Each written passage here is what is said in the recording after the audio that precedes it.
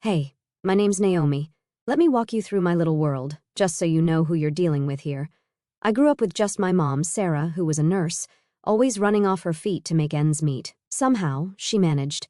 We never had much, but she worked tirelessly to make sure I never felt it. Every evening, when she'd slump down at our kitchen table, I'd hear bits and pieces about her day, how she helped an old man walk again or comforted someone who had nobody else. It got me thinking early on that I wanted to be in the helping business too, just with less blood. So biology was it for me. As for my dad, I never knew him. He was out of the picture before I could even crawl, and Mom never talked much about him, except to say it was just us, and that was enough. Honestly, it was. School was my thing, especially science. I devoured anything to do with cells and genes, anything that explained a little bit of why we're here and how we tick. It made sense to go in that direction career-wise, so I ended up at a pharmaceutical company after college, messing around with compounds and hopefully making something useful. It wasn't all work, though. I had my share of fun, too. My best friend, Jess, made sure of that. She dragged me out to all the parties she could, saying I needed to lighten up. That's where I met Alex. "Come on, Naomi, you're going to love this guy," Jess nudged me one night at one of her famous backyard bashes. She had this grin on her face, the kind that told me she was up to no good. "Jess, I'm not," I started, but she cut me off. "Just talk to him. His name's Alex, cute, funny, and as nerdy about music as you are about your science stuff," she pushed, practically shoving a drink into my hand. I remember rolling my eyes, but let's be real, I was curious. So I let her lead me through the crowd, past the makeshift dance floor where a couple of guys were trying way too hard, to where Alex was standing, awkwardly holding a beer and looking like he wanted to be anywhere but at a party. "Hey, Alex, this is Naomi." Jess introduced us with a little too much enthusiasm. "Naomi, meet Alex, the only other person I can tolerate for more than an hour." We talked about everything that night, from the latest rock album to the weirdest science facts. Turned out he was into biology too, but more on the corporate side of things. His dad ran a toilet paper company, which cracked me up. "A toilet paper tycoon, huh?" I teased. "Hey, everybody needs it," Alex shot back, laughing. "What about you, saving the world one petri dish at a time?" "Something like that," I grinned. We clicked, simple as that. A year flew by with Alex, movies, late-night talks, dinners with Jess poking fun at us for being disgustingly cute. Everything was pretty perfect until he wanted me to meet his folks. I was game but nervous as hell about it. His dad was this big-shot business owner, and his mom stayed at home, keeping their life in order. We met at some swanky restaurant downtown that had more forks at each setting than I had drawers in my kitchen. Alex held my hand under the table, giving it a reassuring squeeze as we waited for his parents to show up. "They're usually right on time," Alex muttered, checking his watch for the 10th time. Just as he said it, a man with a commanding air and a woman with a carefully styled bob walked in. George and Linda, the people who could potentially be my future in-laws. "Mom, Dad, this is Naomi," Alex introduced me with a proud smile. Linda offered a smile that didn't quite reach her eyes as she took me in from my hair down to my shoes. George, however, gave a warm handshake, his grin genuine. "Nice to meet you, Naomi. Alex has told us a lot about you," George said, settling down beside his wife. The dinner started off well enough. We talked about mundane things, the restaurant's decor, and a bit about George's toilet paper empire, which he discussed with a sort of bemused pride. Then Linda, swirling her wine glass, leaned in with a smile that felt more like a shark sizing up its next meal. "So, Naomi, Alex tells us you're a biologist. That must be interesting." "Yeah, it's pretty fascinating work. Getting to see the building blocks of life, helping develop new medicines," I replied, trying to sound both enthusiastic and humble. "And your parents must be proud." "What does your father do?" Linda asked. The question dropped like a casual afterthought. The table seemed to go a bit quieter. Alex's grip on my hand tightened. I hesitated, the weight of her question sinking in. "I wouldn't know, actually. My dad left before I was born. It's just been me and my mom," I said, keeping my voice steady despite the churn in my gut. Linda's eyebrows shot up, her smile faltering. "Oh, I see.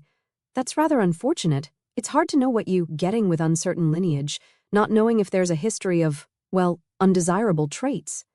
My mouth felt dry. I glanced at Alex, whose jaw had tightened. I think people are more than their genetics, I managed to say. Of course, but the apple doesn't fall far from the tree, Linda continued, her tone light but her words heavy. For all we know, he could have been a drunk or worse. And being raised by a single mother, well, it's not the ideal situation for stability, is it? George seemed uncomfortable, shifting in his seat as he tried to change the subject. Linda, why don't we… No, George, these are legitimate concerns. We're thinking about the future of our family here, Linda cut in, her gaze fixed on me like I was a problem to solve. Alex finally spoke up, his voice firm. Mom, Naomi is amazing. She's smart, kind, and the hardest worker I know.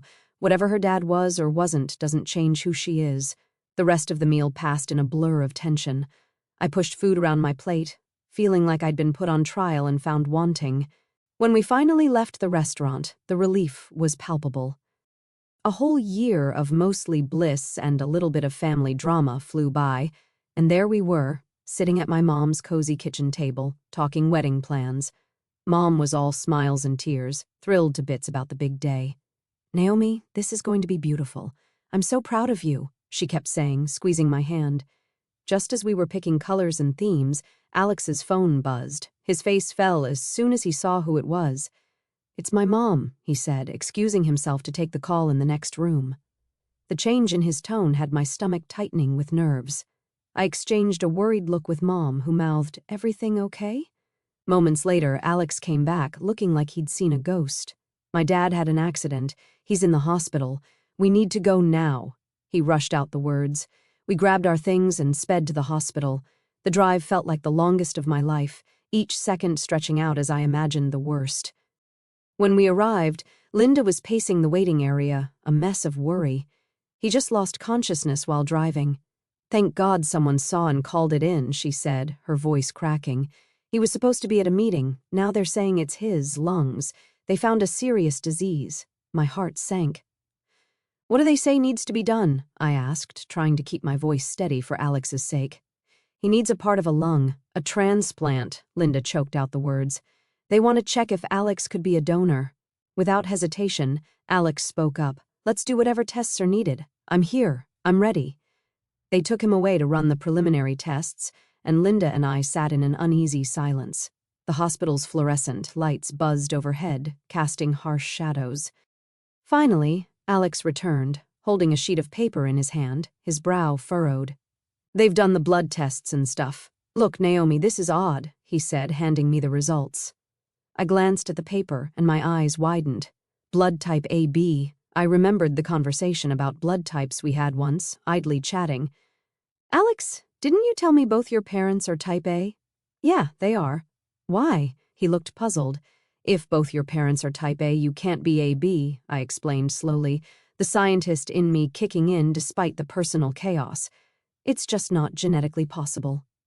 Alex's face went pale. What does that mean? I took a deep breath, not wanting to unravel this here. Let's just keep this info for now, I said, taking out my phone and snapping a photo of the results. Might need to think this through later. He nodded, confusion written all over him, but we were quickly pulled back into the current crisis as a doctor approached us. Your fiancé isn't a match, unfortunately, but we're arranging for another potential donor now. The surgery is urgent, the doctor explained briskly. We spent the next hours waiting, caught in a haze of medical updates and silent personal questions. Despite everything, my mind kept circling back to the blood type issue, but I pushed it away, focusing on being there for Alex and hoping for his dad's recovery. After the successful surgery and Alex's dad's swift recovery, we didn't want to put our lives on hold any longer, so we decided to go ahead with our engagement party. It was supposed to be a celebration, a new beginning, but as it turned out, not everyone was on the same page. We picked this lovely restaurant overlooking the river, thinking it would be perfect for a night of joy. I was buzzing around, making sure everything was just right, but my nerves were shot. My mom was running late because of a last-minute emergency at her clinic, which I knew was going to kick off some snide remarks. Sure enough, as the guests started filling in, Linda took her chance. The moment she arrived, dressed to the nines, she swept in with a frosty air that could chill champagne. Starting without the mother of the bride, are we? Linda said loudly, making sure her voice carried over to where I was checking on the seating arrangement. Well, I suppose punctuality isn't valued in some families. Naomi, dear, it's such a shame your mother's habits reflect so poorly on you. I clenched my jaw, forcing a smile. She got caught up at work, Linda. You know, saving lives. She'll be here any minute, I replied, keeping my tone light despite the heat rising in my cheeks. Linda tutted, shaking her head as she glanced around, pulling some of our relatives closer. It's always something, isn't it? An engagement dinner is a significant event, yet it seems some people don't treat it with the respect it deserves. It's just such behavior that makes one question the upbringing, doesn't it? I took a deep breath, reminding myself that this night wasn't about Linda or her approval. Everyone who knows us understands and respects why she might be late. It's really not a problem for anyone here, I countered, my voice steady but firm. Oh, but it is, Naomi. When you marry into a family, you bring your background with you, and let's be honest, dear, your background is a bit muddled, isn't it? Linda continued, her voice dripping with disdain. A daughter born out of wedlock to a woman who couldn't even manage to catch a husband. The murmurs around us grew, and I saw Alex's face darken from across the room. He started to make his way over, but I raised my hand slightly, signaling him to let me handle it. Linda, my mother, has done a remarkable job raising me on her own. She's shown me the value of hard work and integrity, something we all appreciate here, I said, my voice louder now, making sure it carried the weight of my conviction. And Alex and I are committed to each other, regardless of what anyone else thinks or says. The atmosphere was thick with tension, but I didn't want the evening to spiral into conflict. I took a deep breath, glancing around at the gathered friends and family who were here to celebrate with us. Let's not let this delay us any further, I suggested, my voice calm but carrying. Please, everyone, let's sit down and enjoy the evening. We're here to celebrate our engagement, something happy and full of hope. The engagement dinner was in full swing despite the rocky start. Everyone seemed to be enjoying themselves, laughing and chatting over plates of delicious food. I was making my rounds, ensuring all our guests felt welcomed, when the front door of the restaurant swung open. My heart leapt. It was Mom, finally here, looking a bit flustered but as beautiful as ever in her elegant dress. Sorry I'm so late, everyone, she called out, making her way through the crowd to where we were gathered around a table with Alex's parents. I figured it was as good a time as any to formally introduce her to Alex's folks. Mom, this is George and Linda, Alex's parents, I said, gesturing towards them with a smile. But as soon as my mom laid eyes on George, her whole demeanor changed. She let out a sharp gasp, covered her eyes with her hands, and staggered back a step. It was like she'd seen a ghost. Mom, what's wrong? I rushed to her side, completely bewildered. She was pale, shaking her head as if to dispel a nightmare. George, too, looked like he'd been struck, his face draining of color, his eyes fixed on the floor. This can't be happening, my mom murmured, her voice barely audible. This wedding can't go on. Confused and starting to panic, I pressed, Mom, what are you talking about? What's going on? She finally looked up, her eyes filled with tears. Naomi, this is too much. George is your father. We can't do this. The room fell silent instantly, the earlier noise dying down as if sucked away. Murmurs began to ripple through the crowd, everyone trying to grasp what they had just heard. Linda, who had been sitting quietly, suddenly stood up, her chair scraping loudly against the floor. George, what is she talking about? What is this nonsense? George couldn't meet her eyes. He just stared at the ground, his voice a tortured whisper. It's true, Linda. I was with Sarah before you. When she told me she was pregnant, I wasn't ready. I left her. I never knew. I never thought. Alex, who had been standing by my side, looked like he was going to crumble right there. Dad, you mean Naomi and I are… He couldn't even finish the sentence, his face crumpling in despair. I felt numb, the shock too big to process. My fiancé, the man I loved, was my half-brother. It was like a twisted nightmare, except I was wide awake. We can't be together. Alex managed to choke out, his eyes glistening with unshed tears. I didn't know what to say, what to feel. Everything was collapsing around us, our future, our plans, the life we'd imagined together, all tainted by a secret that should have come out decades ago. After the bombshell about my dad, the room felt like a pressure cooker about to blow. Confusion and shock were written on everyone's faces. That's when I remembered something crucial. Those blood test results from before Alex's dad's surgery. I needed to make sense of everything. Not just for me, but for everyone caught in this mess. Can everyone just stop for a moment? My voice cut through the murmurs, louder than I expected. All eyes turned to me. Linda, I said, looking directly at Alex's mom, I have to ask, why do you and Alex have different blood types? What's going on there? Linda's face went pale, her eyes darting around, looking for an out. She opened her mouth, then closed it, the words failing her. As her husband turned to her, his expression hardening, he said, Tell me the truth, Linda. Now. His voice boomed across the room, his patience worn thin. She stumbled over her words, trying to grasp at any explanation that could save face. It's a misunderstanding, that's all. Naomi is trying to make a scandal where there isn't one. But just as she tried to deflect, her sister, who'd been silent until now, stood up. Her face was set, resolved, like she'd been carrying a heavy burden for far too long. No, Linda, I can't do this anymore. I won't cover for you, she said, her voice steady and carrying across the room. Linda was already pregnant when she married George. He isn't Alex's father. She lied to keep her secret. The room erupted into gasps and whispers, the guests turning to one another, their expressions a mix of disbelief and dismay. Linda tried to speak, tried to salvage her crumbling facade, but the truth was out, and it hit harder than anything else she could say. Is this true? George's voice cracked, the pain evident. Linda's silence was answer enough. Alex looked from his mother to his uncle, then back to me, the hurt in his eyes almost too much to bear. Mom, how could you? His voice was a whisper, a plea for something, anything, that might make sense of the chaos. Linda's facade finally crumbled, her defense weak and feeble. I thought it was best at the time to protect everyone, she murmured, but her words fell flat, lost in the shock of her deceit. The room was thick with tension, everyone processing the revelations that had turned the night upside down. No one seemed to take Linda's side. The sympathy was with me, my mom, and, strangely enough, with George, who'd been lied to just as much as anyone. As the evening wound down, the guests slowly began to leave, their whispers and looks of sympathy trailing behind them. Alex stayed by my side, his earlier joy replaced by a somber quiet. We'll figure this out, Naomi, he said finally, squeezing my hand. We're not alone in this. We have each other. Yeah, I managed to say, the weight of his words both a comfort and a reminder of the complicated path ahead. Together, whatever that means now. The days following the engagement dinner felt like walking through a fog. Alex and I had decided to take some time to ourselves to process everything. We weren't breaking up, but we couldn't pretend our relationship could go on the same either. It was one of those tough decisions that neither of us wanted but both knew was necessary.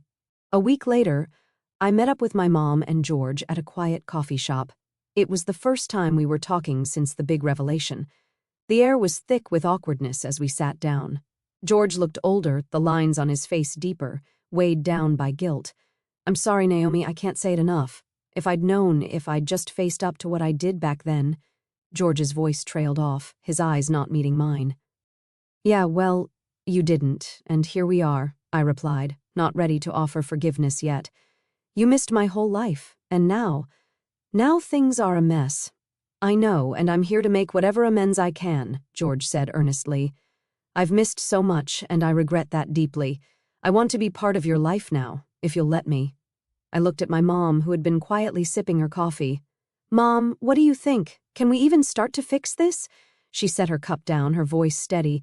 I've had a lot of years to think about what happened. I was angry, so angry at George for a long time. But holding on to that hasn't helped me or you. If George is sincere, and I believe he is, maybe it's time we tried to move forward. Moving forward sounded good in theory, but it was hard to know where to start. Okay, let's say we try this. What does moving forward even look like? I asked, genuinely unsure. George leaned forward, his expression serious. For starters, I want to be there for you however you need, and not just with words. Financially, emotionally, whatever gaps I can fill. It felt weird considering letting George in after everything, but Mom seemed to think it was worth trying, and I trusted her more than anyone. And what about Linda and Alex? I had to ask, the question hanging over us.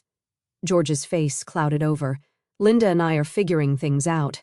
As for Alex, he's heartbroken, Naomi. He loves you. He wants to stay in your life if you'll have him. My heart ached at the mention of Alex. I don't know how to be around him and not feel everything I felt before, but I don't want to lose him either. It's going to take some time. Take all the time you need, George assured. We'll go at whatever pace you set.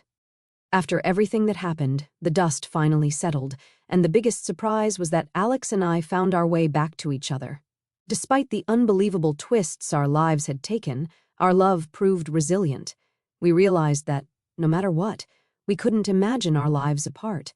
Eventually, we celebrated our wedding, surrounded by those who supported us through thick and thin, and it was genuinely the happiest day of my life. Life went on, and as for Alex's parents, they ended up divorcing. George, feeling betrayed by years of deception, left Linda without alimony or a share in the joint property. He was hurt deeply but decided to channel his efforts into something positive by transferring all his property and business to Alex and me. Running the business has been a challenge, but Alex handles it like he was born for it, and I've never been prouder of him. Things between George and my mom, Sarah, are still tense. Mom never fully forgave him for leaving her all those years ago, and their interactions are mostly cordial and only for the sake of family harmony. It's not perfect, but they manage for our sakes. As for Linda, after the divorce, she moved to another city. We don't hear much from her, and she wasn't invited to the wedding. Honestly, neither Alex nor I want to rekindle that connection. It's better for everyone this way. Sitting in our backyard, Alex and I often talk about how our journey together has been anything but ordinary. Remember when we thought planning a wedding was going to be our biggest challenge? I joked one evening, sipping on my tea as the sun set beautifully in front of us. Alex laughed, wrapping an arm around me. Yeah, life threw us some curveballs, didn't it? But look at us now. Yeah, stronger than ever, I agreed, leaning into him. I wouldn't change a thing about our story. We've come to understand that life doesn't have to be perfect to be wonderful. We faced challenges that would have broken many, but here we are, living proof that what doesn't kill you really does make you stronger. Our story isn't just about the struggles, but also about overcoming them, about love finding a way, and about building a future together no matter what.